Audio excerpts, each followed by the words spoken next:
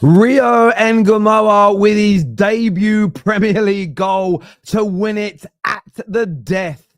16 years of age, giving Liverpool a champions win out of nowhere. The game, there's so much to talk about this evening. The stupid red card, the bully boy tactics that didn't work, but a brilliant performance from Newcastle that they can take a lot of praise from, but also there's a lot for them moving forward. This isn't a broken team like people worked out. We're going to be talking Liverpool, though. Listen, they got the win. They were clinical when they had opportunities and chances. Just 5 shots in the whole game, just 4 on target, 0.7 XG, but 3 massive goals. 6 points from 6, 2 wins from 2.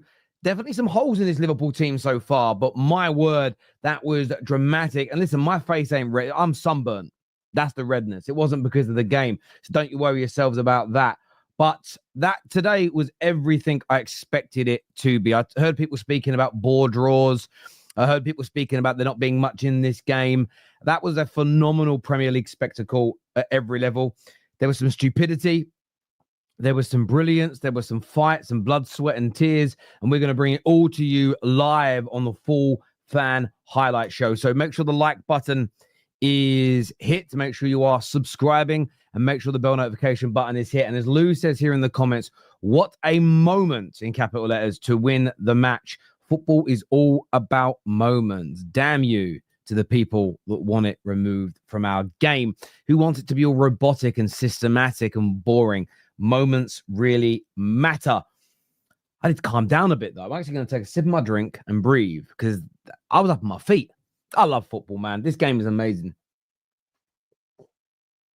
But Rio Ngumoha, that man has just become a cult hero in the space of a couple of seconds. There's no doubt about that whatsoever. Bless him, 16. What was I doing at 16? In fairness, at 16, I was competing for Team GB. You know, people say, what was I doing at 16? I was actually doing some quite good stuff. To be fair, I was.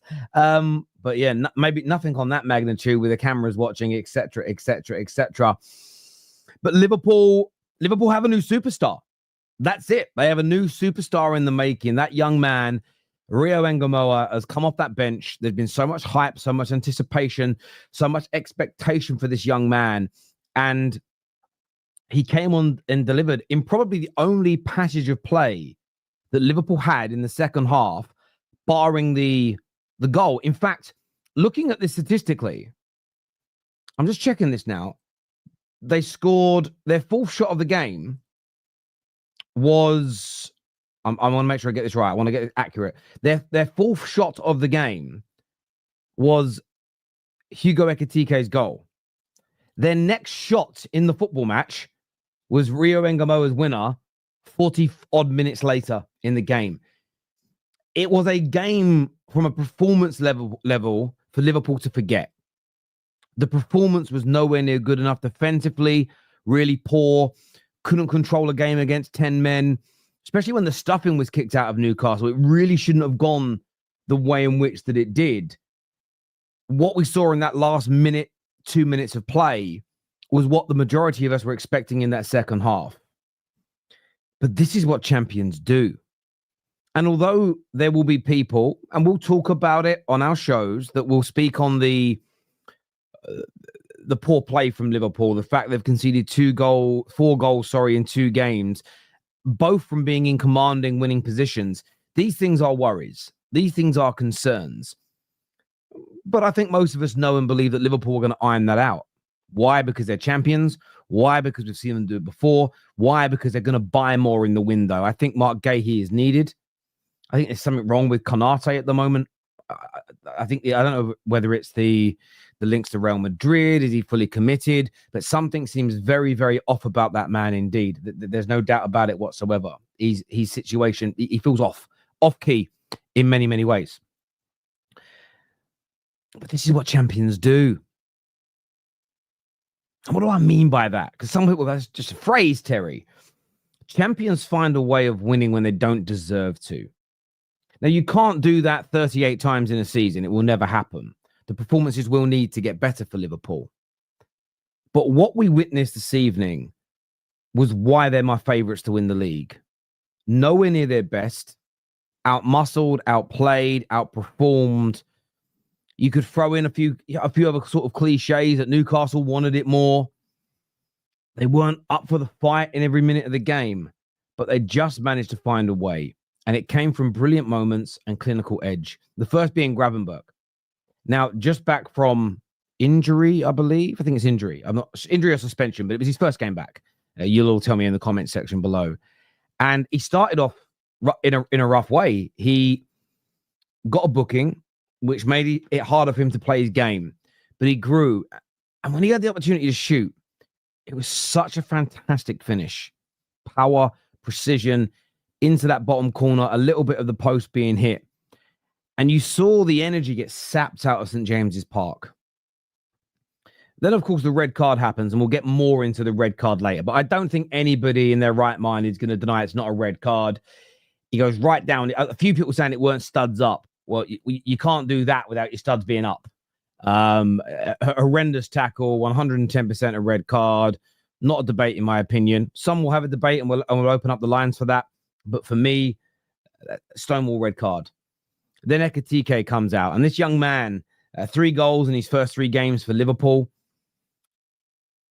I don't think he had his greatest game tonight. But the one thing about his game that was criticized in the summer and naysayers were talking about was he didn't score enough goals. 12 or 13 league goals last season for Frankfurt. What's he going to do coming to Liverpool? We do this so much as football fans. We look at their output at a club without understanding what's going on at that club, without understanding how they're being utilized. Everyone that had ever watched Ugo Ekitike play knew that if he was moved more centrally, kept more centrally, plus surrounded by better players, there was a genuine possibility that his goal output improved. 3 goals in 3 games, a 100% record, and again, wonderful clinical edge from the man. On top of that, the final goal. Now, this final goal, you've got to put context on this. They concede from Liverpool's point of view, a scrappy set piece, ball's cleared, ball's back in. Bruno Guimaraes bullied Kirkes at the back post. And again, Kirkes, very good at Bournemouth, has a long way to go to being a Liverpool player. The pressure is different. The weight of the shirt is different. And I thought he was really poor in that moment. Bruno Guimaraes, who one of the man of the matches for me, I thought he had a fantastic game, gets on it, puts it in the back of the net. And you're thinking, oh, Liverpool been very quiet for 20 or so minutes. What can be done? And Newcastle didn't stop. They didn't stop. They didn't stop. They didn't stop. And the equalizer for Newcastle reminded me so much of the equalizer in the 3-3 last year. Just really poor defending. A high ball up. Liverpool not ready for the second balls. Goalkeeper caught in a little bit of no man's land. And suddenly it's 2-2. And all the emphasis, all the emphasis and all of the momentum. And momentum is such an important part of a football match, swung in Newcastle's favour. Then there's all this time added on. This is really important to talk about because all this time got added on. And you heard St. James's Park. It roared. They roared. It was a cauldron of excitement, anticipation, demand. And Liverpool shrunk. When that ball went up, I wouldn't want to see it.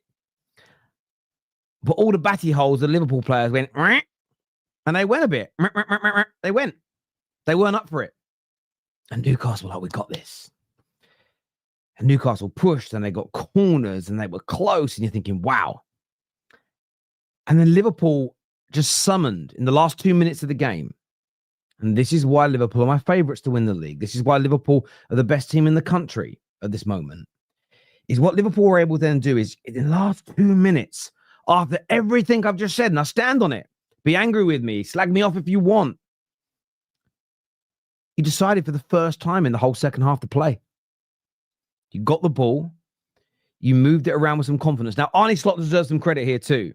He made a couple of substitutions, which the commentators here in England, so I'm not too sure where you were watching the game, essentially alluded to the fact that turning to the bench in the 95th minute and bringing on Rio Ngumoha was maybe a little desperate. Oh, he's turned into a young kid here. I respect commentators. They do a very hard job with the research they do. How do they not know about this young man? How do they not know about his ability? They must not have watched the preseason as a bare minimum, let alone read into his history. 95th minute, he makes them subs. And you know what? They were attacking subs. Harvey Elliott's an attacking midfielder and Ngumoha as a forward. And in the last couple of minutes, they just started to move the ball with a little bit of authority. There was some confidence getting hold of the ball. And I so wish I was on a watch along because you'd have seen what I said.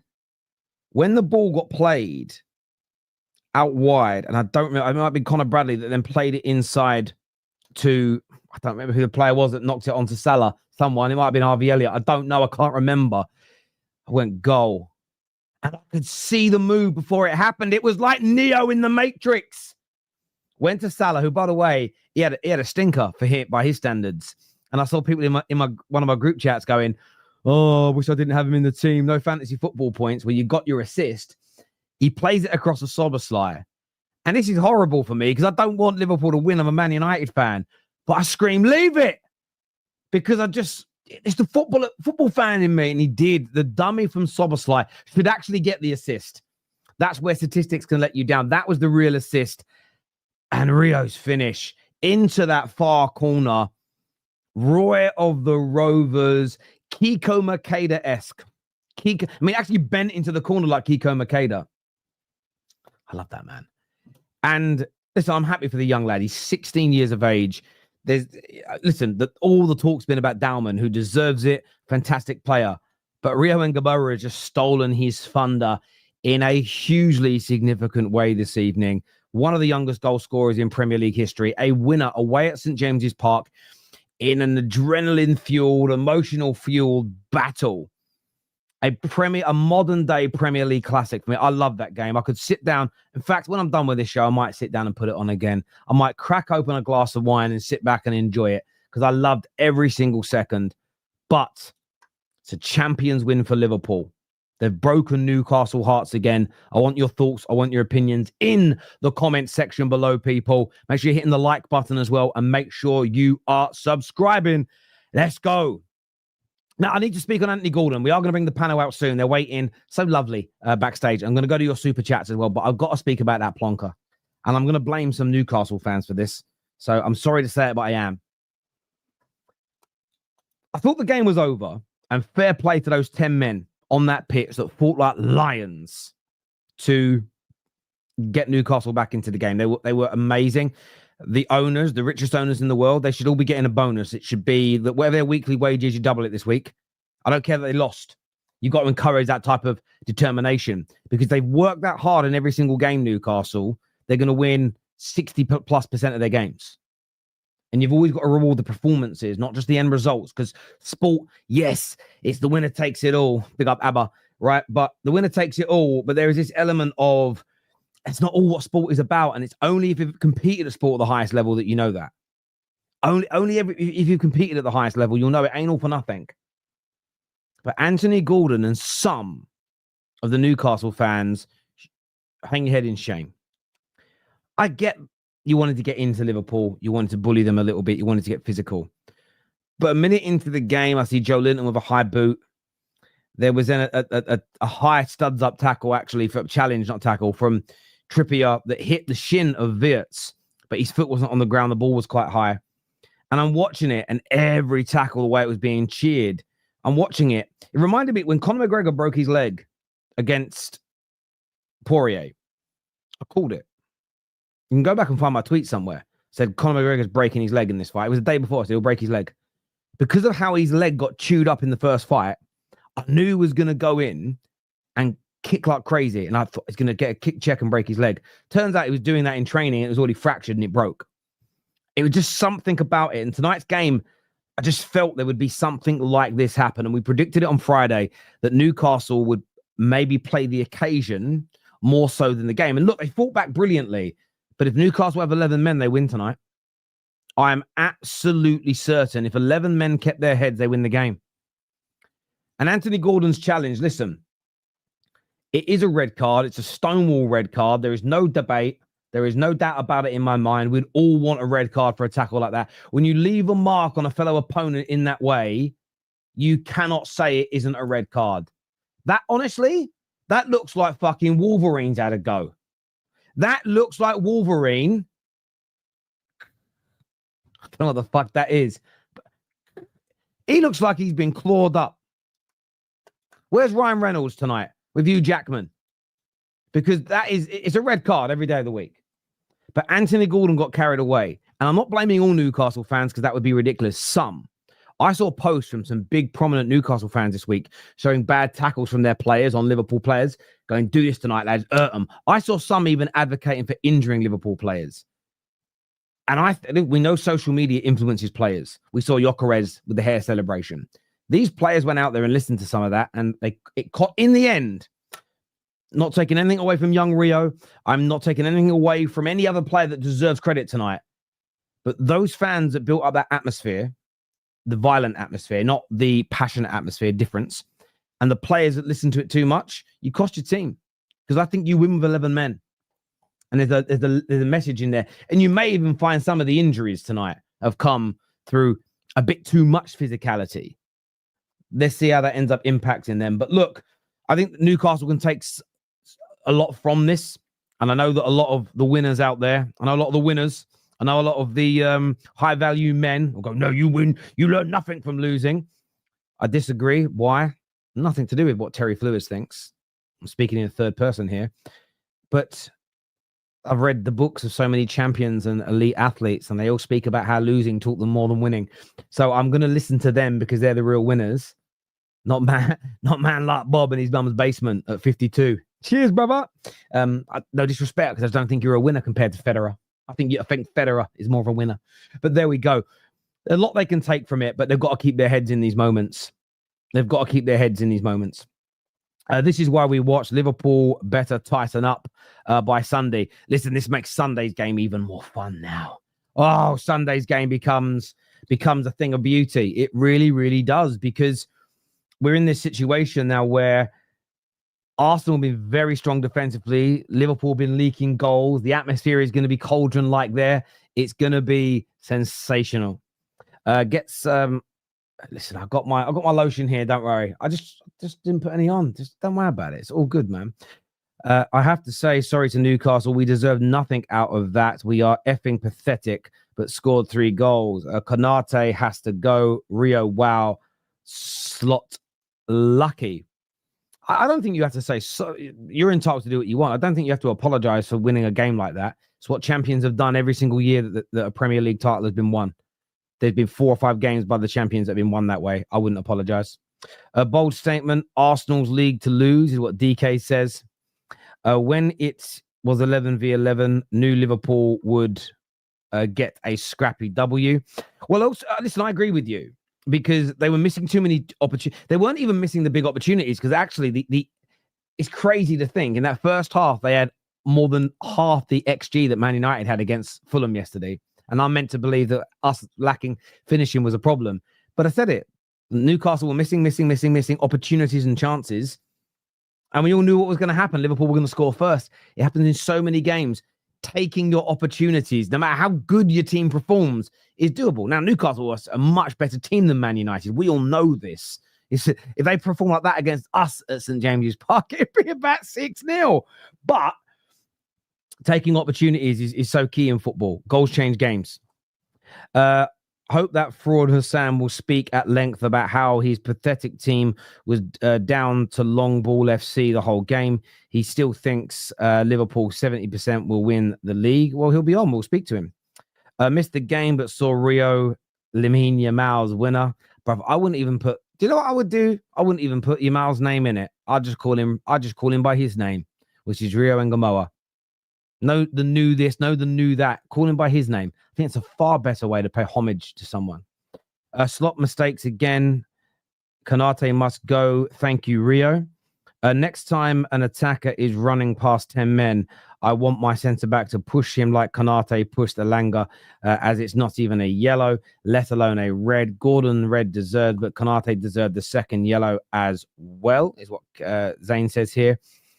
Did he deny? Like, was it cynical? Was he in possession? I don't actually remember that. Maybe I was in the bathroom. Genuinely. Cobham to Liverpool rescue. Ah, yes. Chelsea player, isn't he? Young Rio. It was. Terry, that was. Am I misreading that? Because I don't know what that word means or says. My brain ain't computing the word. Dyslexia alarm's going off. Euphoric. No, I'm not misreading it. It clicked. Well done. Still got it. Not got amnesia yet. Terry, what was I doing at 16? I was competing for Team GB at the World Championships in the adult section. So I used to compete about. I was doing it from the age of 15. I was in the adult section. So I've got a little bit of a claim to that. Do you know what I mean? Only got a bronze medal. No, only got a silver medal though. So I'm really a loser, aren't I? No, I didn't get a bronze, silver. I did get a silver because it was in Ireland. And then, funnily enough, the joke that the joke Kate told the other day, my dad told it during his speech at my wedding. This was my wedding. I actually got married, and my wedding was in a castle in Dundalk in Ireland. And my dad said something along the lines of, it was actually a little bit spooky. I got married 10 years after that World Championship. And my dad said, isn't it crazy that in July 2003, my son was here. No, it wasn't 2003. It was 2001. So it was 12 years. So it wasn't 10. The Irish Open was then. It goes 12 years ago. My son was here competing in the World Championships for England, doing this, doing that, where he came second. And my dad's next lines were, well, where tonight his wife, I'm not going to say her name, is hoping for a repeat performance. And it got no laughs for about 30 seconds, and then everyone got it. It was a very good joke. Maybe not quite appropriate. My dad was a stand-up comedian, though, and it was very, very good. It wasn't quite appropriate, but there we go. Anyway, I move on. This Liverpool team are leaking blood in a shark-infested league. Listen, Liverpool. One thing I've said it already, and I'll say it again. Liverpool have to improve defensively. I can't call out City and say if they don't improve that, they're not winning the league. Liverpool 2 weeks running, 2-0 up, conceding. You're not going to, again, you can get away with it and win still a lot of games, but defenses win your league titles. So that needs to be sharpened up 100%. I thought Newcastle's midfield were injuring ours, Terry. Well, that sometimes happens when you try and hurt people in games. Gordon tried a little too hard to replace Isak. Newcastle deserved the draw, but what a proper game of football. Yeah, it was fantastic. Arsenal will beat Liverpool at Anfield. They are bad. I wouldn't be. I guess you could talk like that. I just disagree. Amorim would have brought on 2 centre backs over youth. Maybe. Who do we have on the bench yesterday that was like Anua? Who do we have? You've got to ask that question, because if there isn't someone on the bench like that, how can you bring him on? Wirtz is very good, but not this year. Listen, Wirtz, I will say again, Wirtz had a very poor game. We'll be speaking about that with the panel. Very, very poor game by his standards. £100 million player has to be critiqued. How we critique Pogba, how we critique Jack Grealish. He cannot not be. And I know every Liverpool fan worth his salt will be on his neck to perform because they have the highest standards in the league. They're the most successful team. They're currently the best team, and they've just dropped record levels on him. So there is no Liverpool fan that will be defending Wirtz tonight. They're not going to be writing him off, but they'll be criticizing him because they're proper fans of a proper club. Newcastle, the better team, but Liverpool desire to win is unmatched. A messy 3 points, but we need to improve on controlling the game, though. I agree. But it's a hard place to control the game, but I hear you. Won the Isak war of 2025, but feel like we don't even need him anymore. Just get me a backup striker. The drama is not worth it. I wouldn't say you haven't won the Isak war until you get a player, bruv. With all due respect. But I don't see there's any point with the issue with not having him. But we'll see what the panel think. Wirtz, stinker, and hooked is what IFL says here. Akash says this game was never about aesthetics. Needed to dig deep and win anyhow. Want to see how many other teams perform against this united atmosphere and win. Yeah, listen, not many teams will go to Newcastle and win. I think that's a very, very fair point indeed. Not many teams will be going there and winning. And I think that is an absolute... I think you could take that to the bank my friend. What do you mean by take it to the bank? Like it's a guarantee. I thought everyone understood what that meant. Like a guarantor. You can borrow against it. It's secure. Yeah. Anyway, I'll explain that another day. I thought that was like a saying that everybody. I could pass it off like I invented it. I might get one of those quotes somewhere on a card. Right, I'm putting my earphones on because I'm bringing the panel out, and then I can stop talking so much, and my face won't burn so much. Because look at it, look at the chest. You ain't seen. Look at the chest. Look at that, right in my cleavage, right in my cleavage. Do you know what I'm saying? It's right there. I don't know if you call that on a man. I only know what that part's called on a woman. Do you guys? Is it the same for a man? I don't know. We're both humans. Probably is. Don't matter anyway. I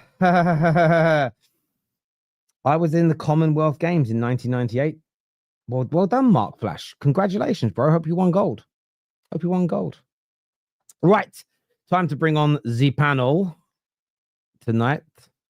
Tonight, we're gonna have ourselves a real good time. Let me do this. Right. Who's with me? Husam is here. Ram is here. Kane. We have Tom Little. We have Lou. We have Kojo. We're going to bring a couple more. We're going to add more through. We've got K-Mac and we've got Samuel. We've got more backstage. Sit there for us. We'll be back with you in a minute. Husam. What a way to win it. I feel like a tennis player just now. I went and had a protein shake and a banana and like a gallon of water. Like, it's unbelievable. I feel like I just burned 7,000 calories in that game right there. This is not good for health. This is very bad for health, supporting this football club. 2 weeks in a row as well. 2 weeks in a row. Last week with KA, now this week as well again. This is a madness, man. I don't even know what to say, to be honest with you. This is just big up Rio Ngumowa. Like, this guy, just the composure on him. I think he's younger than Tom, and he scored a goal at St. James's Park. That's how crazy that is. Like, he's literally younger than Tom Little, like deep it, and he scored a goal away at St. James's Park, wins the game. Our performance in the second half for me was embarrassing. Against 10 men, we played like shit. Specifically defending like the long throw-ins and shit. It was like traveling back to 2009 against prime Stoke City right there. But all the long throw-ins, all this shit is just like, it's just unbelievable, to be honest with you. So I'm glad we got the 3 points. Do we deserve it based on performance? Probably not, to be honest with you. We don't deserve it based on performance. Not so many players played like shit today, but we got the 3 points. But we can't keep conceding goals like this. Conceding 4 goals in 2 games is just not sustainable. We have to call out sustainability. Whenever something's not sustainable, call it out. Conceding 4 goals in 2 games. Forget Isak. We need to bring Mark Gahey in tomorrow for me as well. Konate, a couple of bad moments as well again today. So look, Newcastle probably deserved the draw on the balance of things, the way that they fought back from with 10 men to get to 2-2. But we won it at the end. Great mentality from Rio, who's a kid. Unbelievable goal from him, and Ekitike again, another unbelievable performance. I thought Wirtz didn't have a good performance today. I thought Salah didn't have a good performance today. I know he got the assist at the end, but he didn't have a good performance. Gakpo the same. Like, it's way more worse players than good ones. For me, I think Szoboszlai was unbelievable. The shift he put in at right back and in midfield, and the dummy for the goal. Curtis Jones, massive credit to him as well. He was unbelievable as well in game. And with the heightened emotions and everything that's gone on with this game, I take the 3 points. That's what matters in this game specifically. Not across the whole season, performances matter, but with this game specifically, 3 points, get out of St. James's Park alive, make sure all the bodyguards are around the bus, you get me, and go home in peace. Try to sneak Isak in the Liverpool bus with you as well, and then just go home together.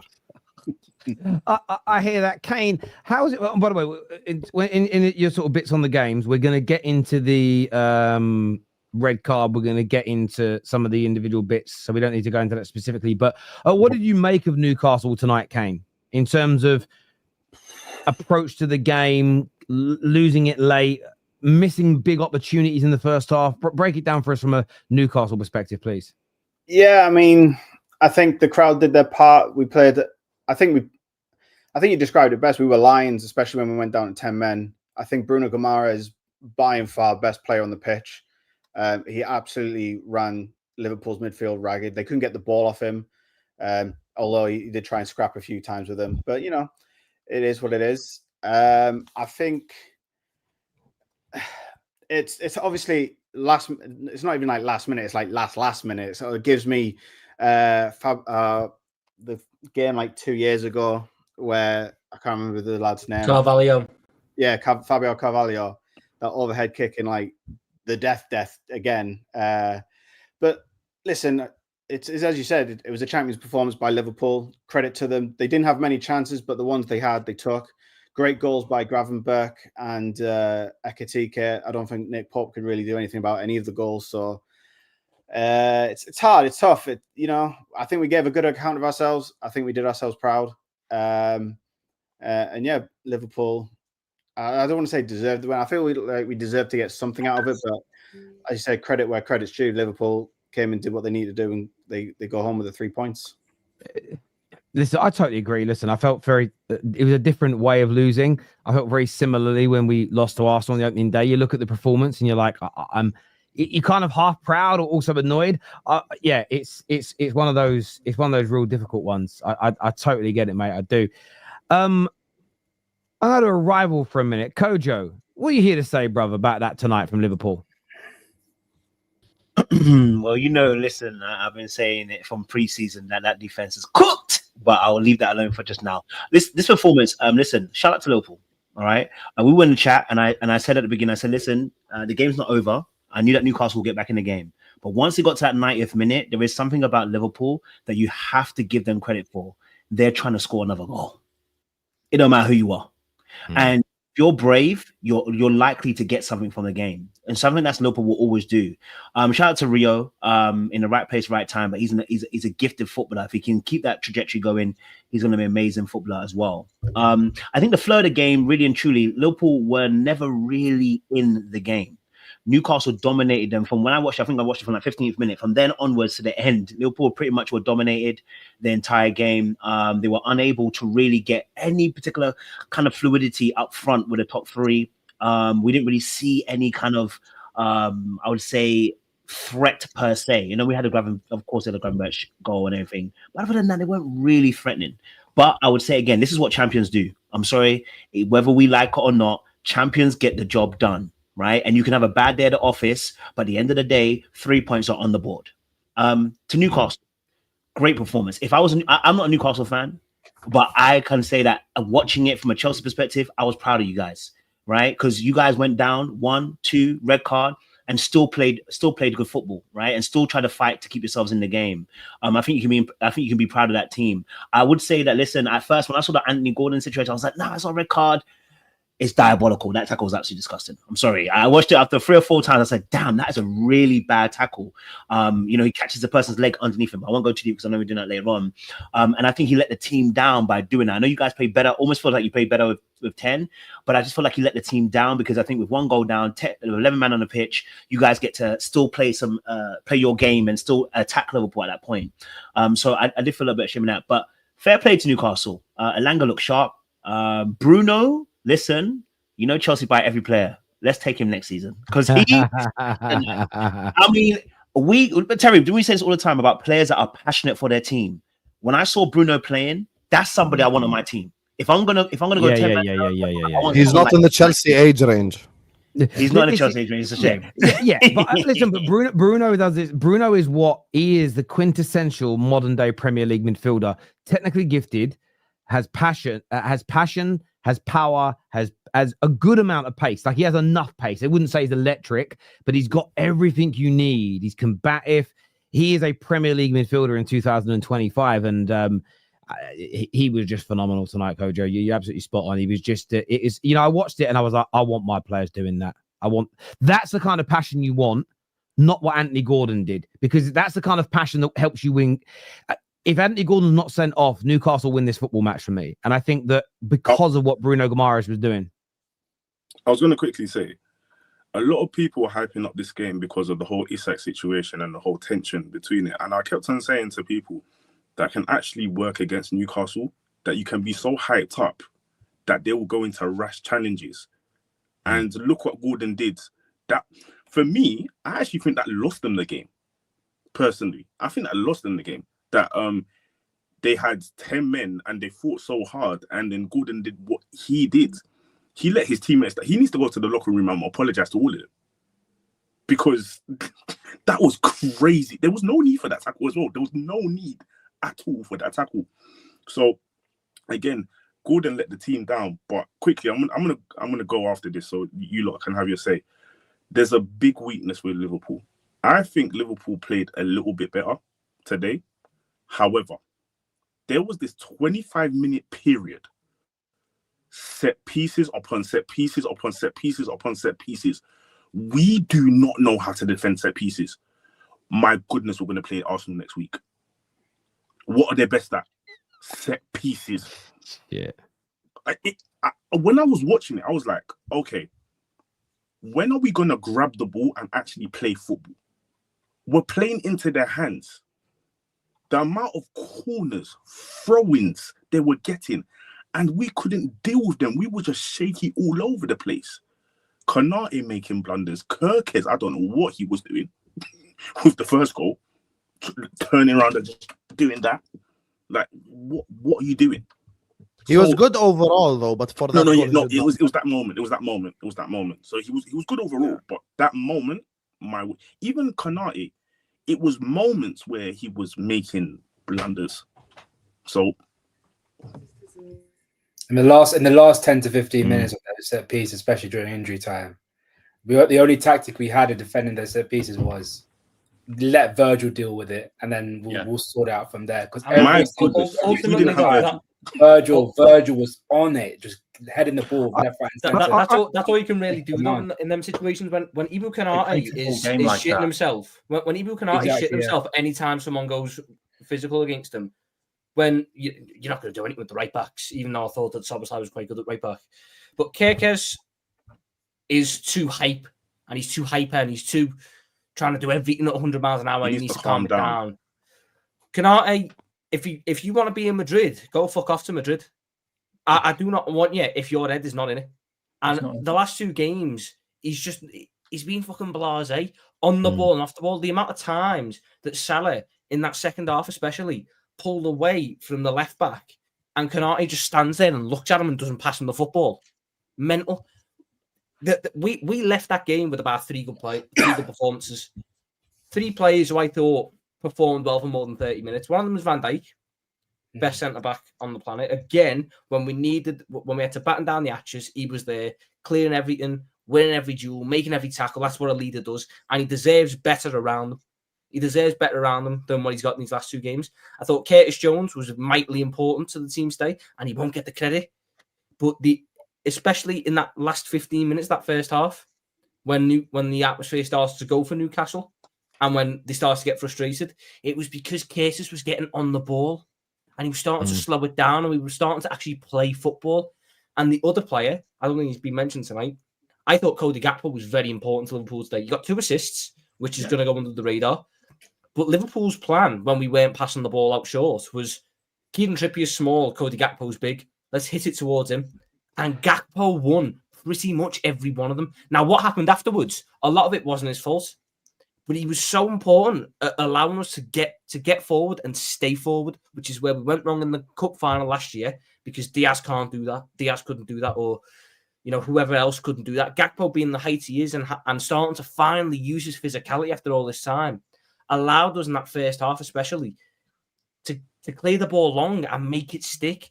And we were allowed to we enabled ourselves to break some of the pressure that we were up against.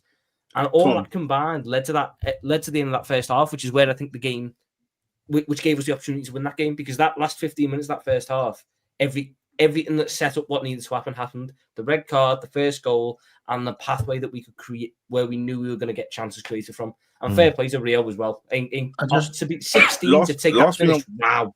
Last thing I'm going to say, Tom, you forgot one player. I have to shout out Szoboszlai. He was playing out of position today. When he was at a right back, he did his job. And when he set up that goal, Terry, I was just like you. I knew he was going to dummy it for Rio. Brilliant. Absolutely. That's football IQ. Simple football IQ. Play the ball to Salah. Salah passes it in. I'm gonna leave it because I know Rio's free. Cool, boom, composure. But when I say this, I'm gonna know on this panel who played football when they were a kid, proper football. If that Liverpool goal was scored in the playgrounds, who would everybody say that goal belonged to? Szoboszlai. That's that goal where when you used to do it at school, it was always a bit cringy if someone said it themselves, but that was at school. Someone would go, "That's your." No matter who the finisher was, it would be that's your goal. Because again, his dummy was the reason why that happened. It was absolutely out of this world. It was. I want to speak. I want to enjoy the show. Cheers, bro. Thank you. I'm gonna bring Rack through. More people backstage we will bring in, and I know everyone wants to give a monologue on what happened in the game, and there is time for that. But Lou, I'm gonna go to you on this subject. It needs to be discussed. A lot of Newcastle fans angry online about the red card. Can there be any arguments about the refereeing decision on that red card for you? You're on mute. Sorry. Hang on. It's just that. Right. You've missed it. I'll do it again. But no. If you couldn't tell from all the expression that was going on, no, there's no doubt it was a red card. As I made abundantly clear in the group chat, it was a red card. He came in from behind him. He took his studs. He scraped them the whole way down the back of his legs. There was studs because the marks didn't appear by themselves. He nearly ripped the socks clean off his leg. It was a red card. And if that was anyone's team, and that happened, your player, you are screaming for a red card. And anyone who says otherwise is an absolute liar. It's a red card. That's it. I hear you on that. I suppose this is for Kane, really. Do you think your approach, the way the crowd were, some of the build up to the game, some of the early challenges, do you think that element just you didn't control yourselves well enough in that part of the game? No, because I think the way it's in balance. You could say it cost us in terms of Anthony Gordon getting sent off, but it also that same sort of energy is what drove the players, especially going down 10 men, to go that extra mile. So I guess it's a fine balance. I would also say that I think Liverpool also played into that as well, because I think going into the second half, Liverpool actually made more fouls than Newcastle. And I think when I looked at the stats at the end of the game, Newcastle only had 2 more fouls than Liverpool. Oh, come on, mate! We got the worst referee on earth. Well, you've literally got the worst referee on earth. What Not having that. How's he the worst? Liverpool literally laid a finger on a Newcastle player and they fell over. And the referee. I disagree with that slightly. I mean, the Gravenberch tackle in 8 minutes, the scissor. I think he slipped over. Watch the replay. He fell over. He slipped. Okay. He slipped so over. Whenever Liverpool does something, it's either Newcastle player fell over or he slipped. But when it's a Newcastle player, Bruno Guimaraes didn't slip. He stamped on our play and should have been sent off. So I can see where your point of view is going to come from. At least I'm going to be balanced and say that Anthony Gordon should have been sent off. I'm not going to dispute that. Absolutely straight red. But I also think that the atmosphere didn't really necessarily contribute to anything extra going on. I think it's a fine balance, sure, but I don't want to blame the crowd and the build-up on Anthony Gordon's. I don't want to say mistake or misjudgment. It was silly from Anthony Gordon. So for me, it's purely just on Anthony Gordon. I hear that. K-Mac, Bruno Guimaraes stamped on someone when? Yeah, it's the Chiesa thing, right? But Chiesa, stamped on his feet. That's a second yellow card. And to be fair, the amount of times he just went round fouling and didn't get a second yellow card. Look, the occasion really got to Liverpool in this game. We didn't play the game, we played the occasion, and we were lucky. Last season, we got a 3-3 draw there. We messed up at the end. Could have easily happened again. We made enough mistakes in the game. But for me, I think Arnie Slot's man of the match in that one for me. To bring on 2 attackers in the 95th minute and to bring on a guy that Harvey Elliott, point to prove, likes passing the ball, likes attacking, likes playing those balls into the corners. I thought that was perfect, and it worked because Mo Salah got the ball, passed the ball across. And Rio, that was a first-time finish. He didn't take a touch. He hit that first time. He's a 16-year-old kid who's still doing his GCSEs. Younger than Tom, by the way. unbelievable. Tom's like 23, 24 now. A lot. You'd be surprised how many players in our team are now younger than me. He was Not funny. many, I remember Tom's first or second appearance on the terrace, like 5, 6, 5. Because we were under the cosh. We were under the cosh. We didn't. Went for the game, won it. Let me ask you this question, right? Because I need to speak about one player. Because if I don't ask you this question, I'm going to get called out, and I don't fancy that. I've had a shitty day on the TL as it is. Any slight concerns, K-Mac, about Wirtz's second game in? Really anonymous performance. Any concerns and worries? Because let's be really fair. If it was any other club's £100 million player, you as Liverpool fans would all be on their neck. So let me ask you: are you seeing enough from your record signing? I thought today he was really poor. I thought he kind of went hiding a bit, if I'm completely honest. But like I said this on Don's show at half time, I don't think we're looking for him enough. Like, we need to get the ball to him more. Like, how is he supposed to be involved in the game if you're not passing it to him? You're still giving the ball to Dad. Like, Salah's still getting all the touches. He's getting all the ball on the right hand side. My only pushback with that, what Wirtz was very good at with Leverkusen, he's always there available. He's always dropping deep. He's always coming close to carry the ball. Today, he wasn't doing that. He was at moments he only did that, and he saw the ball. But today, his positioning and his movement off the ball has been very poor. And having seen him a lot for the last 3 to 4 seasons, this wasn't like him. And I was very, very, very disappointed with him. Like, especially when you're down to 10 men, when there's so much space, especially in a pitch as big as St. James's Park, there's so many areas you could occupy where you can receive the ball and you could start being creative. Yeah. Didn't do that today. Yeah, but I think the thing is, I think McAllister would have made all those passes to him. He's the best passing midfielder. I think he missed that a little bit today. 100%. I think the thing with us though is Wirtz thinks he's got too much time at the minute. You do not get time in the Premier League. Players are on you like in a flash. And that happened a lot today. He takes 1 or 2 touches extra and he's got someone on him. I just play it backwards. And he's sitting there afterwards sort of looking around going, where the fuck do I go now? I also think, though, to defend him, we last season played with a number 10 that wasn't a number 10. The number 10 was basically just someone who ran round and was there to lay it off to someone else. The team has to adapt to what we have now in the 10, which is someone who needs the ball. We didn't really want to give the ball to the number 10 last year. So I think that's going to take a little bit of time to figure out between them. I hope they figure it out quicker because if they don't, we're going to have a lot of situations like today where, especially in that first half, when we weren't booting it to Gakpo and he was running the knock-on, the attacks were breaking down in stupid positions because this might be something you're going to get to Terry, but I feel like we're spending an awful lot of time talking about like what Liverpool did wrong, and obviously you're asking about a specific player there on Liverpool. How did he do? He's a record signing, blah blah blah. But I think there's maybe not enough praise being given to Newcastle, who played absolutely out of their skins today. Like, they were a really, really good team. They were the best team for the first 40 minutes. Then there was a moment that changed the game in a goal. So that changed the game. Obviously, then Liverpool kind of come into it. And then we had another moment with the card.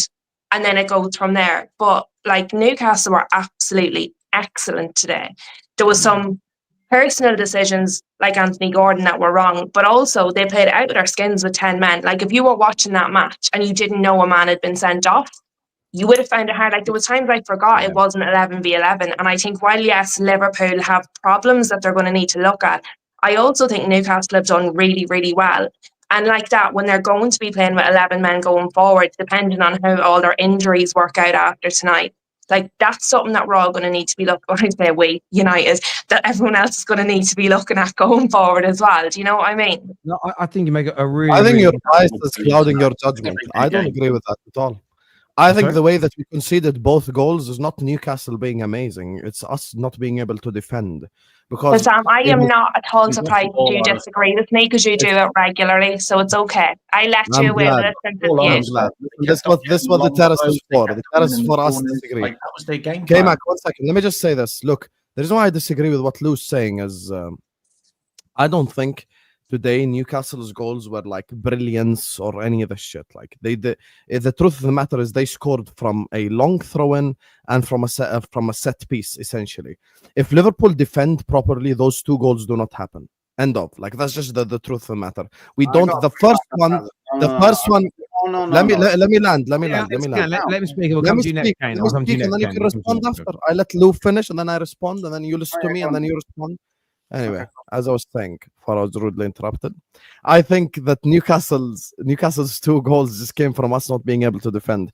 That first goal, by the way, people speak of the second goal. That first goal is even more pathetic defending than the second. That first goal was so pathetic. We failed to clear the throw. We cleared the throw in. And then it goes back to Newcastle player, and then Kirk has essentially just lets Bruno Guimaraes ride him while he's just sat there just giving him his ass. Like, oh yeah, oh here we go. Like, great defending there. Let me do this while Bruno Guimaraes is running at me. Like, that's a horrific moment from Kirkas. And then after that, that was the most basic set piece I have seen in my life. Ball is at halfway line. One long ball into Dan Burn, layoff, goal immediately. And Allison comes out of his and leaves his net open for no reason whatsoever. Defensively, those 2 goals were pathetic. Did Newcastle have triangles and interchanging play and shit and create some dangerous chance? No, they couldn't, because when we had the ball, we actually kept it well.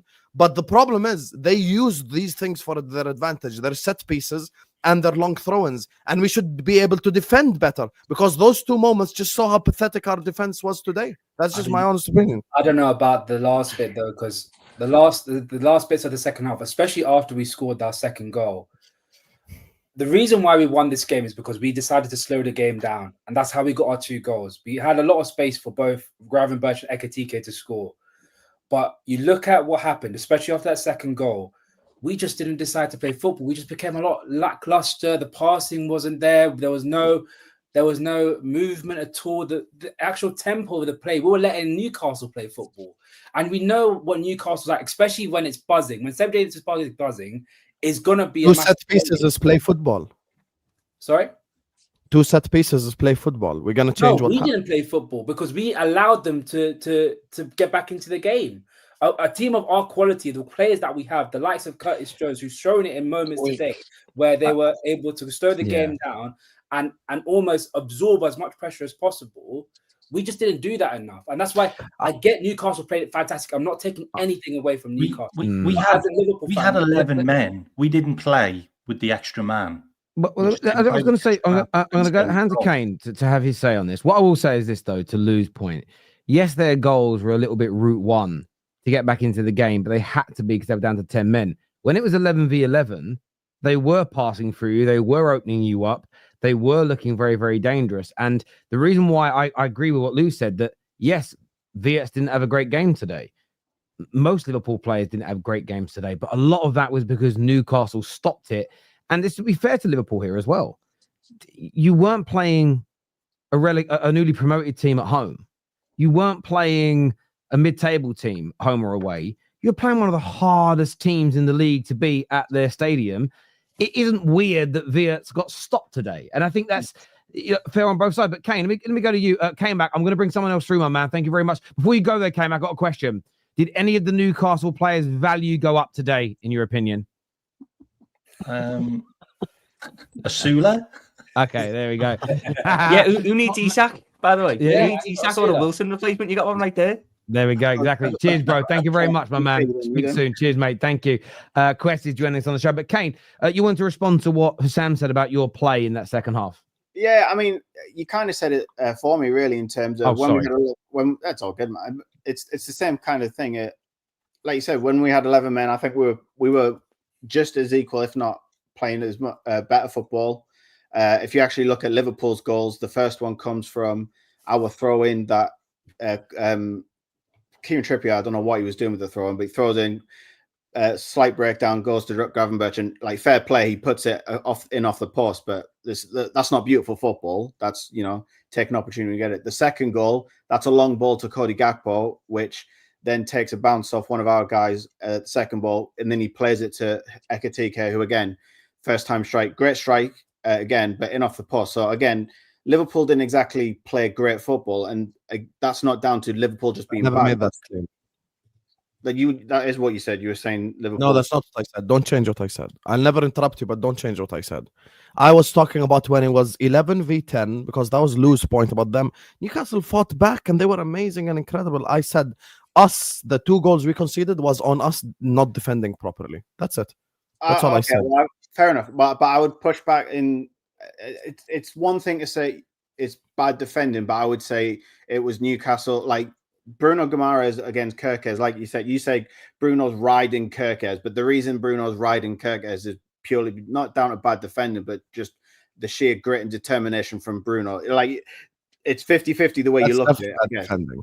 That's definitely bad defending. That's what I'm saying. You can call it bad defending, but I'm saying it's Bruno Guimaraes persevering and overcoming Kerkez. Same with the second one. It's Dan Burn getting up higher than Virgil and Will Asula. Because if you actually watch the replay from the back end, you see Will Asula watching that ball come down.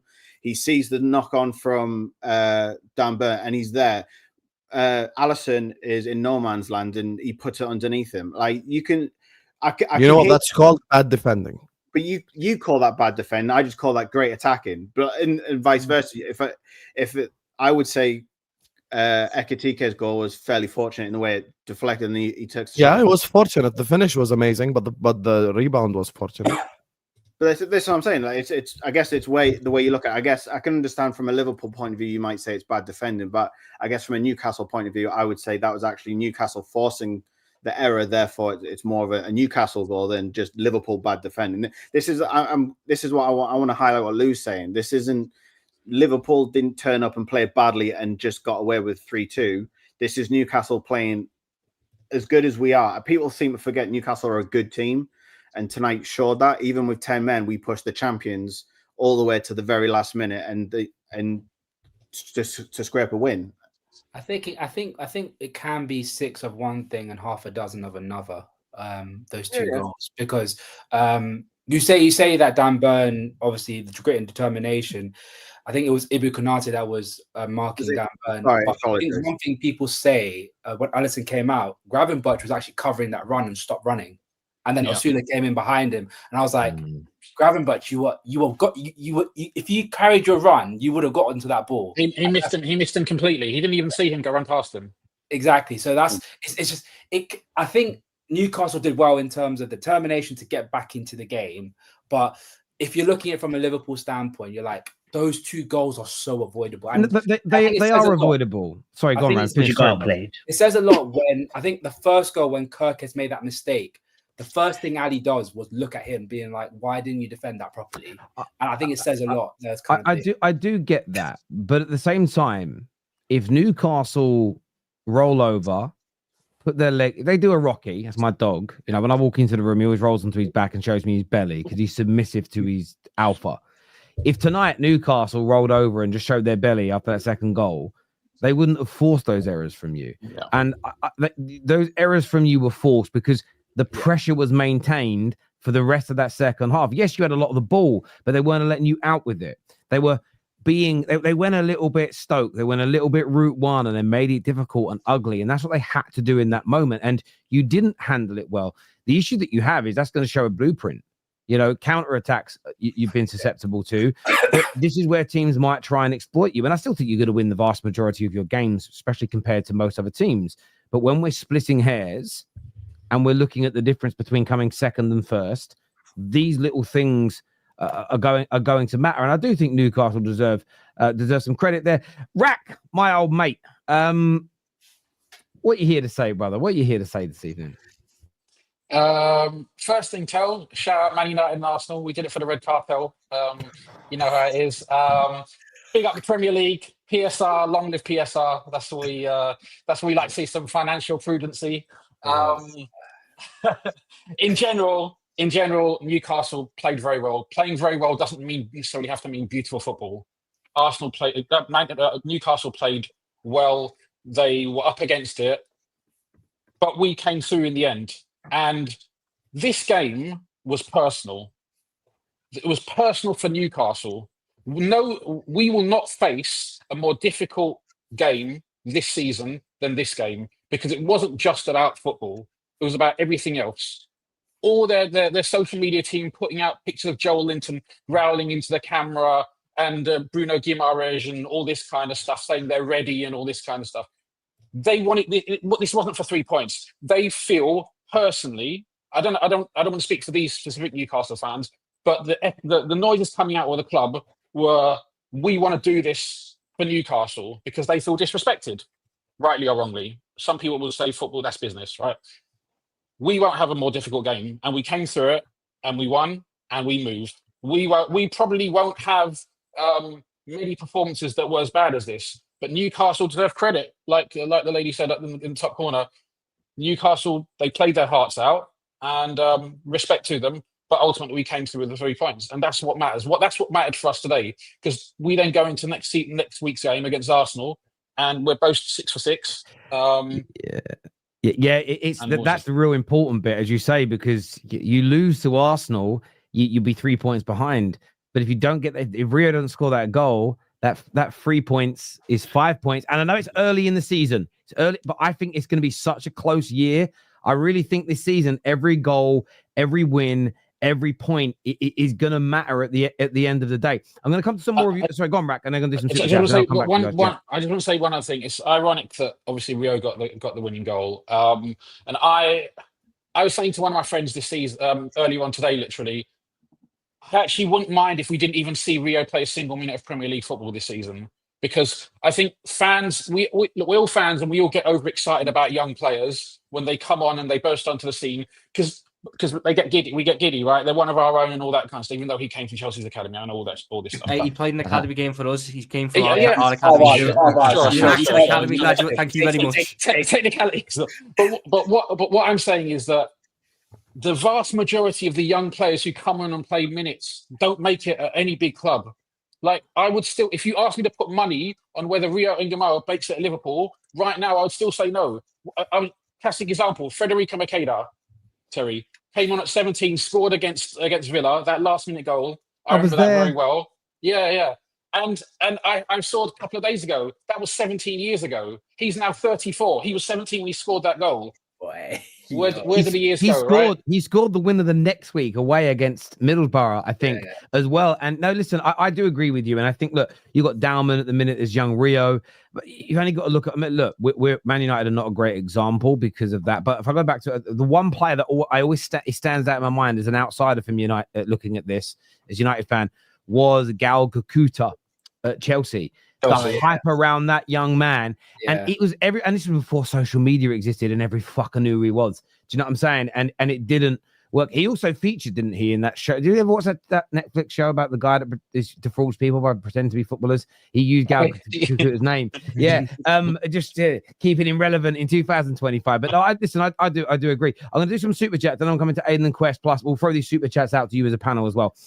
This here says, "Never scream so hard, I'm sweating." Listen, I'm a Man United fan. I wouldn't say I was celebrating, but I was excited when it went in. It was crazy. And you see, go watch the celebration. You haven't watched it yet. The way that I don't care he's wearing a Liverpool shirt. He's a 16-year-old boy. So for me, as a man who's got nieces and nephews of similar ages, and I've got kids of my own, I was looking. I was like, oh, I so wish one day that's my son doing that, but not for Liverpool. Not for that would hurt me a little bit.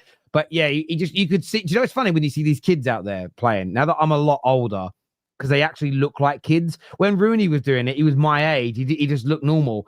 Watching them do it, you can see the sort of youthful. It's a different type of celebration to a 25-year-old man celebrating. It's like a kid who's just got a bike at Christmas. It is nice to see, to be fair. Jackson to Newcastle. Here we go. Yeah, I mean, how soon? How many hours between now and the bid do you think there's going to be, Kane, for Isak? How many hours to the bid? Fuck off. Just sign a striker, man. Please, man. You don't need one today. That was the best audition you could ask for. They still need a Callum Wilson replacement, man. just sign someone. Cal here says the sentiment is towards you as well, by the way. Cal here says the ones they have to go and got himself sent off. Yeah, that's the worry. Yeah. Cal here says, love talking about consistency when mentioning Arsenal. Is conceding 2 goals in every time 2-0 up sustainable? Our last minute winners manageable? So I'll throw that to Tom. No, which is why we need to address it, and why I'm not sitting here now going, celebrating everything. We need a centre back. Today proved that. We need. We need to try and get that other forward through. Even though I know Ngumoha was scored and that, bringing Federico Chiesa on to play up front against Big Dan Burn, it's not something that we should be doing more often. We should be getting someone who can play that role. I do think we'll get there. We'll get up to speed quite quickly. But you're right to be concerned about it. That's the second game in a row now where we've been 2-0 up and we've thrown away a 2-goal lead through nothing but stupid mistakes. Correct me if I'm wrong, but I think every single Liverpool fan was more negative, quote unquote, negative today than positive about this performance and this result. So no, I agree. I agree. I agree with that. Sorry. As a Newcastle fan of a certain age, I can tell you the mentality of we'll score one more doesn't win you leagues. It's still hurts me to this day. I love it if we beat. I'd love it if we beat them. I remember being a young kid watching that. This here says play Maka, Sobo, and Gravenberch midfield versus Arsenal versus sub. I want to press the quest. I haven't said anything else yet, but do you think maybe after watching these first 3 games in a Liverpool shirt, do you think maybe some time on the bench coming on as a sub might serve Wirtz better? Perhaps. I mean, at the end of the day, he struggled tonight, and you could see physicality was an issue. Like, I think it might have been the second half. I think it was Joe Linton ran him over like a freight train, and he just fell on the ground. And it's like he needed to take at least, whoever, I didn't even know who it was. He took like 6 gulps of air, and I thought, gosh, someone checking me might need a little defib. So it might just be that he gets a little break just for his own sake. But I don't think it's anything to like super worry about. I do agree with Tom where I think he probably thinks he's got a little bit more time than he has right now. And you got to understand you're in the big leagues, big man. So you come in, none of that tiki-taka, flicky stuff, yeah? Come and play simple football and you'll be all right. But he is on fraud watch. And I will say that because there's no way you ain't going to spend 120 mil on Wirtz. And I saw people calling him Timo Wirtz and Kai Havertz. Yeah. There's no way you're going to spend 120 mil. And after 2 games, you're looking like you need Weetabix. That's not a thing. You need to come in, you need to be prepared, you need to be ready for the league. Because I cussed Jamie Gittins for this the other week. I said, listen, he don't look physically ready. And for Wirtz to come for that amount of money, listen, somebody needs to check on him, check his vitals, check his strength, man, because it could be long. Now, listen, I think you make a good point. I want to say it because I'm very comfortable in this. When you see Mo Salah with his shirt off, that's a Premier League footballer, right? You see, I remember seeing a picture about 3 years ago, Jadon Sancho with his shirt off, and I was shocked at the lack of athleticism in him.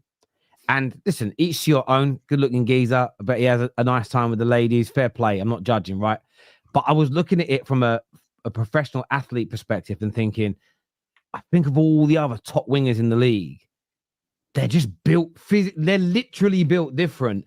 And I think it matters now in the Premier League. One of the reasons why Bruno Fernandes struggles is he just doesn't have 5 years is a long time in football. He is just, if you compare him to Bruno Guimaraes will never create the opportunities and score the goals like Bruno did in his pomp at Man United. But Bruno is probably 15 to 20 kilos of muscle too light now, especially to play deeper in midfield. You just need that extra power. And listen, Kojo, only one in here that goes, Jim, he knows what I'm talking about. Like at the end of the day, like no disrespect, but like he needs it. And I think Wirtz needs to go on a special diet, lift some weights, and I think he'll be all right. How did Konate last 90 minutes? Did anyone else think Konate should have been sent off? Yeah, it's one of them. It's one of them ones where if he gets sent off, I'm looking and going, there was absolutely no need for you to do that. Yeah, because the ball's running back through to the keeper. Yeah. Be smarter about it. If you're going to nudge him, which you don't need to, use your shoulder. Don't sit there and go.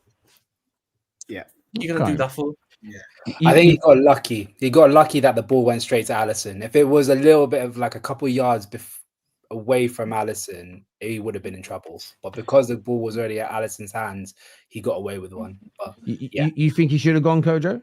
Or you thought it was lucky to stay on? No, he should have gone. He should have gone. Once your hands come out, it's a second yellow card, you're off. it's a completely different game, you know what I mean? But like I said, you know, we don't want to accuse Liverpool of Liverpool stuff, right? Because, you know, if that wasn't the only situation that Liverpool were getting away with, people were grabbing people in the box, people were literally humping people from behind in the box, you know what I mean? I'm not gonna say the name, it's grabbing Birch, but you know what I mean? But you know, I don't want to say too much. Kojo, don't do this. Don't do this. It happens to both of us. Telling me Miss Carnival. That's why Man United's penalty yesterday, as much as I was happy when I was actually wish we never got it now because it would be less criticism for us, but that's why when we got it, I was like, I know it was more of a hip throw, right? But it's only because one man's so much bigger than the other. Like that happens in every box. And it's for me, it's either you give. I think the rule change should be is a free for all. And if you rip it, as long as you don't rip it, they should maybe make the limit. If you rip someone's shirt, you're done, right? Outside of that, just let everyone do it. At least it's fair then, because you can just it's a free for all. Everyone grabbing each other up. But when you can't punish one that was day and not the next. I agree completely. They are begging for Isak. Pound injuring Liverpool, no chance. Pound injuring Liverpool, no chance. I don't quite get what you mean. Arsenal pay attention. Kirkes struggling versus pace. Listen, that's hard. Elanga's quick. Elanga's very, very quick. Yeah, Elanga is electric. Everyone in the league would struggle against the lad who was the fastest player in the league so far this season. I think Kirkes is looking real Moreno-ish. He's looking. If you're telling me he's got one of the tendencies right now. Listen, I promise you, Cucurella's going to lock up Elanga when he comes. I believe it with my soul because I've seen him lock up people before. Only person that can catch up with Elanga is probably Frimpong. Listen, Cucurella's not even going to let him get into his stride. As soon as he comes along, putting that paella lock on him. And don't forget Konate as well. He's looking real tight as Bramblish as well. So the defense. I like this comment here. It says, why did the ref give 11 minutes extra time, 30 time for Liverpool? See, where I disagree with this, one, there was a lot of injuries, right? There was about 11 minutes. It did seem fair. But it was the Newcastle fans who were buzzing when the board went up, because I heard this. This is one of the last good things I ever heard on TalkSport. About 10 years ago, someone said that someone phoned in, to be fair, because everyone was moaning about. No, it was more than 10 years ago. Fergie was still managing, and people were phoning up and moaning, Fergie time. And this United fan phoned up, and he just said, "I don't get why you all moan." Well, because you get Fergie time to score. He goes, "Where does it say in the rules that in injury time only Man United can score goals?" And at the end of the day, Newcastle could have won it in that time as well, my friend. In trading, we would say Slot did a plunge prediction or a stick save. Okay, but that was nowhere near a great plan. Not his fault though, given the injuries at right.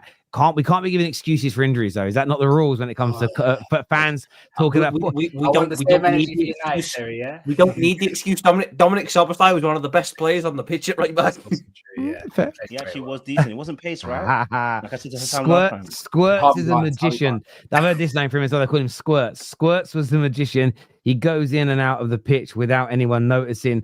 Konate is bang average. Your 75 million right back looks good though. Obviously talking Szoboszlai. Don't act like you didn't spend money on him. Jesus Christ.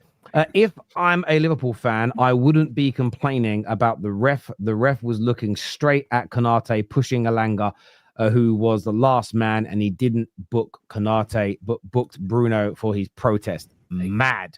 Again, the ref was bad for both teams, man. I say I'll keep it. The ref shit himself in the first 10 minutes. Yeah, there was a 10-minute spell in that game where he did not want to be on that pitch. Do you know what happened? I actually think the occasion got to the ref. You know, we were saying about the occasion getting to the players and the teams. I actually think the occasion got to the ref, and it got to the point where the game was just run away from him completely. And instead of say maybe pulling the two captains and being like, right, get your shit together, get your team shit together, I'm not dealing with this. He just started waving cards all over the place. He was just like, card for you, and I don't think that helped. Simon Hooper to be a competent referee who's got control of a situation it reminded me of Pizzagate, Man United Arsenal, 49 games unbeaten, because that had stick and animosity because it was United Arsenal. Plus there was the way the Arsenal players had treated Van Nistelrooy, if you remember, jumping all over him when he missed that penalty. And the mistake the ref made in that game was there was 2 or 3 early tackles that United should have been booked for, and we didn't get booked. And then the first Arsenal foul, there was a yellow. And that kind of happened, but I think it happened in reverse tonight. But then what happened is Newcastle, it was almost like I felt got a bit carried away, like we can get away with what we want. Like, and you think stupid things as an athlete when you are getting away with things. And you guys got a bit carried away. I think if Joe Linton is not booked, but if he grabs the referees maybe then or the other one says, look, guys, people are going to get sent off if you don't calm your teams down. I think we'd have ended the game 11v11. I think that the referee could have done something to help the spectacle in that way. Wirtz is easily worth 150 million now just because he plays for Liverpool. 75 million in another jersey. Serious holes in Liverpool's defense. Arsenal will win next week. Aidan, what do you make of this comment? Do you think there are serious holes in Liverpool's defense? There's holes in their defense because if we look at it, they had Szoboszlai playing at right back, which obviously with injuries, but injuries ain't no excuse. If we did the whole thing with injuries last season for other teams, but they definitely need Guehi now. I think Canate, if he got sent off, then who would you have to back up? Like they have no one in defence, so there's obviously areas that Arsenal will be able to exploit. But to be fair, I think Szoboszlai at right back did very well today, but it won't be a permanent solution. So I think this Liverpool defence is looking a bit shaky, and it's obviously the big place where they need reinforcements along with another striker. Yeah, I think that's fair. This super chat here says Bruno Guimaraes overcoming what, mate? Not a lot to overcome when your opponent bend over and stretch their bum cheeks whilst defending corners. Oh. No, I said it in the group though. Turkes was defending with his nyash. He was defending with his nyash, and he learned that from Van Dijk. Because he saw him in the Champions League final defending with his butt like this. Right. So it's obviously something they practice there in training. I don't know what they got going on. I'm not one to judge. But obviously there's some nyash defending going on over there. I don't know what's going on. But the problem was Guimaraes just nudged him, and then instead of standing there and going, I'll give it back, he went, shit, let me try and shield the ball back to the keeper despite the fact the ball's in the air somewhere and I've got no idea where it's dropping. Yeah, it was very, very strange. 11v11, bad defending, yes. 11 versus 10, up it. Pathetic. He's saying 11v11, it was bad enough defending, but when you've got a man advantage, it's even worse. Terry's theme of the season, bad defended. Well, it's not my theme of the season. I've spoke about 2 teams this weekend that have defended poorly. I've also spoke about teams this weekend and last weekend, like Arsenal and Tottenham, that have defended well. Chelsea defended well after the first 10 minutes against West Ham, where they were a little shaky. It's not a theme. It's just what happened. Eddie House said Gordon tried to pull out. Crazy. Listen, pulling out is one of the worst forms of protection known to man. Okay? Do not practice it. It does not work. That's a waste of experience, Terry. All my children were planned, so maybe. Love you, kids, if you're watching. Are you guys confident going into the game next week after this one? How confident are you, young Ram, of playing Arsenal now? I mean, it's at Anfield, isn't it? I think was it 13 years since Arsenal beat us at Anfield? I think 2012, if I'm not mistaken. I'm still relatively confident. Look, I still believe in this team. This team is a very, very good team. And the fact that we're at Anfield, the team will be up, the fans will be up for it, the team will be up for it. I still think we'll do well. I love. Have you seen the badge of the emoji? It's a Stoke badge with the Gunners emblem in the middle. I didn't even notice that at first. Newcastle made Arteta proud with their football today. Jimmy here says you need a new centre-back, but your midfield is getting run through like a virus. There's too much pressure on the centre-backs to defend multiple runs in the space. I don't think the midfield was a problem today. I thought the midfield handled it all right. I thought first 20 minutes they were getting a bit battered around everywhere, and then they sort of got a hold of the game. The problem was, if you look at where the goals came from, when Newcastle went wide, we were fucked.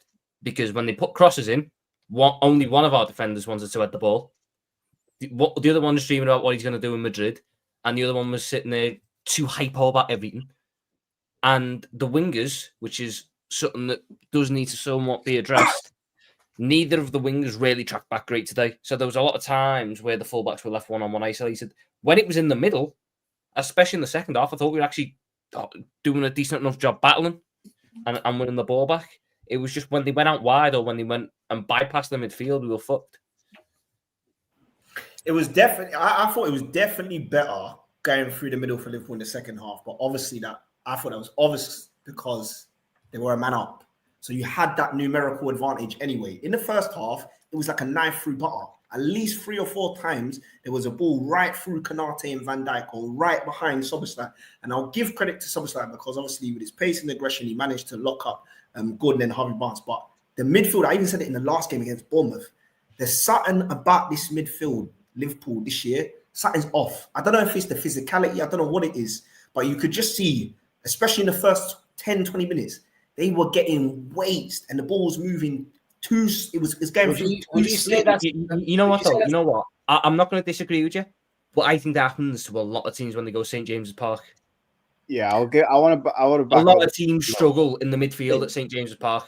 But I thought that things only went wrong today because you played badly, not Newcastle were good.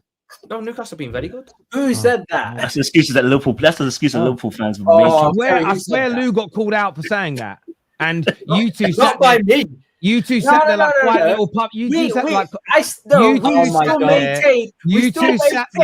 You two sat there like quiet little puppies when your boss Husam was talking. We still don't. Nothing. I'm arguing then, Ron. Don't do that. I'm not fighting in battles for them.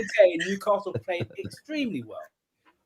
But it was avoidable. That's what I got to say. But it's avoidable. That's how he does it. That's how he does it. That's how he avoids it. I do want to say about your team, though. I just want to repeat it again because I've been saying it since preseason. This situation, Liverpool, it is your midfield. I can't lie to you. It is your midfield. And your midfield weren't great today. Please, I don't know what game you're watching, Tom, but it wasn't that. Okay, your midfield was actually very weak. It's actually the spine of that midfield, right? Lacks any aggression and any real kind of vim, as we would say as Africans, which means a bit more energy. It lacks energy. So what ends up happening is you put a lot more pressure on everybody else because that's the spine of a team, right? That's actually the spine of defense as well. So when that midfield is lacking any legs and lacking any kind of real aggression in there, you actually really struggle. Now, a lot of people are going to say, what am I talking about? It's because most of them don't know how to play football. So they don't know what happens. When I watch football, I've been saying this since preseason. Did I not say it to you, Terry? I said it's preseason. I said this, the same thing. I've been saying it again. So I'm saying it again so that those who watch actual football can actually watch it from a footballing perspective. If that midfield doesn't get sorted, you don't get somebody in there. Gravenberch is doing a decent job. I'm not going to lie to you. It's good that he's in there. He's added some pizzazz in there. You're going to need someone else in there, though. Right? Because when you see, I'm looking at it from a football perspective. If I see Wirtz coming up to me, whilst I think he's an amazing footballer, unless Liverpool are going to dominate the football in midfield, in the center of midfield, I'm not shook of him. I'm taking him out the game. I'm taking Gravenberch out of the game because they're not aggressive. It's the same thing when I watched Man United against Fulham. The thing that they struggled with is that if it's this easy, why didn't anyone do it last season when we won the league? If it's this easy, just take it out the game because we're not aggressive. It's not about being easy. It's not about being easy. It's about exposing what the weaknesses are. It's not about saying you're easy. Listen, your attack will always win you games. So shout out to your attack, which is overpowered, which will play like a FIFA team. You will end up scoring more goals. I'm not saying that, but I'm saying for the rest of us who want to expose you, right? That's where we need to hit. We need to hit right in that space. That's what we need to hit. But also the midfield's two people different today. So when your midfielders got McAllister and Szoboszlai and it's more aggressive and powerful, you take McAllister and Szoboszlai and put in Jones and Wirtz, you are losing I reckon you're losing a good 20 kilos in muscle, and therefore you're losing power and speed. So it's a very different midfield. But I hear it because it is a completely different midfield. But the way, if you're going to play a certain midfield that plays a certain way, because Curtis Jones and Ryan Gravenberch, even though they're not as physically dominant as McAllister and Szoboszlai, they both of them keep the ball better. The one thing that I didn't like today, and I saw it quite a few times, was Virgil picks up the ball, spreads it long to Salah. Salah either miscontrols it or goes over his head. Konate picks up the ball, tries to chip it over to Wirtz. Wirtz gets dominated by Dan Burn, and then we end up losing possession. And then those attacks that you keep talking about, they play a straight through ball in towards Harvey Barnes or Anthony Gordon. They run onto it and they're already bypassed their defense. Those are the kind of issues where I was like, I had a big problem with Liverpool on the ball today in the sense of we could have played football, keep the ball, sideways passing, and try and tire out Newcastle as much as possible. And we did that at times, but we didn't do it consistently enough, in my opinion. The reason why we got those 2 goals in the first half and made some chances in the first half is because we allowed Newcastle to almost gas themselves out and play a more slower tempoed and patient footballing game. And we ended up bypassing and getting a couple of chances away. That's how I see it, in my opinion. Can I just say something real quick? What did Newcastle do in the first half that they haven't done to us before? Everything Newcastle did, I expected them to do. They did this last season. They did this the season before.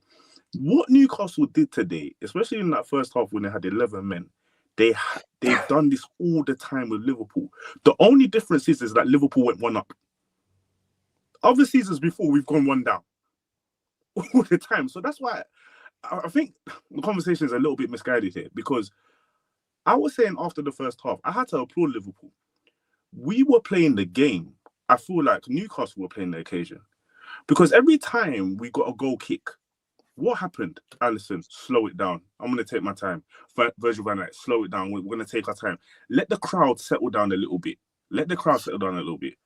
And once you got the crowd out of it, guess what? We ended up scoring now because we were playing our game. Yeah, wait, hold on. Nah, I don't know, bro. I don't know. You know why? I see where he's coming. The only reason why I disagree with this is because, look, it'd be like in boxing, the bell goes and the guy comes straight at you in the corner and he's setting it on you. Wait, what? Oh, it was you that calmed it all down and said, you just proved my point. Open, suck up the pressure. You proved my point. That's what Liverpool did. You sucked up the pressure well, and yes, I agree. Pause for that, but anyways, Newcastle were taking away the occasion for sure. But at the same time, Liverpool did not play well. The only time you started playing well was when you was a man up, and it wasn't because you controlled the game. It was because you were actually at a tactical advantage because of the numbers. And then you've actually proven my point. He's actually proven my point. What is your point exactly? Because what you said was that they didn't do anything different because what they were doing before worked. So if it's not broke, don't fix it. What they did before worked, so they did the same thing again, and it nearly worked again. But you get what Liverpool did? And he said it right there. One thing that Newcastle always do is that they want to start fast. That's what they always do. Tire them out. Make sure that we control the game by controlling the crowd, and then we play our football. The only thing but that's not how you won. Sorry, yeah, like you didn't win. No, but hold on. That's not how you won the game. Wait, hold on. You're getting it confused because I'm just talking about. No, I'm not confused. I'm very clear. You said that you won the game by tiring them out, and you didn't tire them out. So I actually think that you're the one that's confused. Get him, Lou. First. Thank you. Before you interrupt, because you want to get my point. Well, you interrupted me too. It works both ways. No, you go on. You know what I'm saying. I do know what you're saying because you said it twice already. You don't know what I'm saying because you spoke over me while I was saying it. So what you said was that you won by tiring them out. You didn't allow me to finish my point. Because did you not say that you won by tiring them out, or did you say that? You did say that, and you didn't tire them out. That's not how you won. Were you gonna know what I was gonna say after that? No. You told me to go, so I went. But you know what I was going to say, so you say. I know what you said, and then you told me to go, so I went. And then I said, don't interrupt me because I'm going to finish off the plane. I'm going to go ahead. I'm going to land. I was specifically talking about the first half. When we're talking about the second half, where what's it called? The red card happened. No, it happened in the first half, but when it settled in, because when did the red card happen? It happened in the added time. 38. Yeah. So practically, yeah. So everything settles down in the second half, and then we scored. Things just went left after that. But I'm specifically talking about the first half, the first tactics. I knew what Newcastle were going to do. I said it before the game.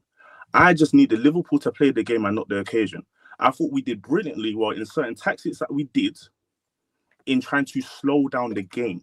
That's why I specifically said when we had goal kicks, when Van Dijk and Alisson or Konate were about to take the goal kicks, they purposely took their time so that Newcastle will go back and not press us as much as they did, because they're going to tire out. I hear that point. I just have interest of time. I've got a few more super chats to go through here. Sorry. This says I'll let you read this one, Quest, because it's your word. He said Hazard is the best dribbler in the league we've seen. Salah I don't read that. I don't read that, bro. Did I read that correctly? Or nah, you did. Sorry. Hazard. Congrats to Newcastle. Did it feel like a loss? Be proud, is what Joe says here. No, it still felt like a loss. 13 years. 13 years could be lucky for Arsenal, though. Could be. Does the panel think a bid will come tomorrow? I don't know. Look, it's got to come in. This is my prediction. If there's a bid, it's definitely in the next 7 days. That's my prediction. It's definitely in the next 7 days. I can guarantee you that. I think Gay gets done before. Maybe. I've got a mad stat for you all, though. Not mad stat, but of the bottom 5 teams in the Premier League, which include Man United, Villa, Brighton, Wolves, and West Ham. This is for you, Lou. Moments versus the lack of. 2 of those teams are in the top 6 teams in the Premier League for GA created, Brighton and Man United, but we only have 1 goal each. So we're the 2 biggest underperformers of GA in the league. The other 3 teams in the bottom 5 have the worst created XG in the league. And tonight's another example. When you create chances, you got to start. Goals change games at the end of the day. And you got Brighton, who've actually created the 4th highest amount of XG and chances in the league this year, but they've only scored 1 goal, so they're currently sitting 18th. Which is why, the thing with Brighton is why you know they're going to sort it out is because they'll maintain their performances all year. They tend to do it. The goals will come at the same time. Just goes tonight is another example of take your chances when you get them. Yeah, that sounds such a weird thing to say, but we've sort of lost this in football. And midfields are important and goalies are important. They all need criticism. But when you have chances, if you don't take them, who knew? You often lose. It's crazy. You drop points. You've got to take your chances, people. Can I ask the Newcastle fan a quick question? Go on, mate. Go on, mate. You know the last 11 minutes added on. Would you criticize your Eddie Howe or your team, or would you? I would say not criticize when you started still pressing us, because some people can say it was brave. You could have won the game, and that's very true. But when you're facing the quality against Liverpool, when you're still going to give us space, what would you say to that? Would you criticize it, or would you say it was the moment we want to go for the win? No, I think it was the right thing to do. It was literally working up until the last moment, and like credit to Liverpool, they strung it together and. Bless Rio. That'll stay with him for the rest of his life. Good on him. I wish he put it about 6 inches more to the right, but good for him, man. And he got his goal. So, but no, I would never. We played to win, and that's why I love Eddie Howe, and that's why most neutral fans want him to be England manager, even though he's better than that. The only reason why I wanted to ask that question is because I know it's weird for fan base to love their managers. And I know Man United are really in love with all of their managers. So. Love. I've been sticking up for you this whole video, and now look. Sorry, you're on your own next time. Newcastle's bigger than the England job. Look, I want to say a big thank you to everyone that's tuned into the show this evening. It means a great deal to us. Please hit the like button before you go. Make sure you're subscribing. This is going to redirect you to Husam and Mo's channel, MHF. So get yourself across there and support them. We're back tomorrow, myself and Mark Goldbridge in the morning, 11 a.m. for Hot Take. Straight Facts in the afternoon with Aaron and LB. And then I might take the evening off. Rest up this sunburn. You know what I mean? So until next time, everybody, take care. Goodbye. God bless. And we'll see you all again soon. Peace.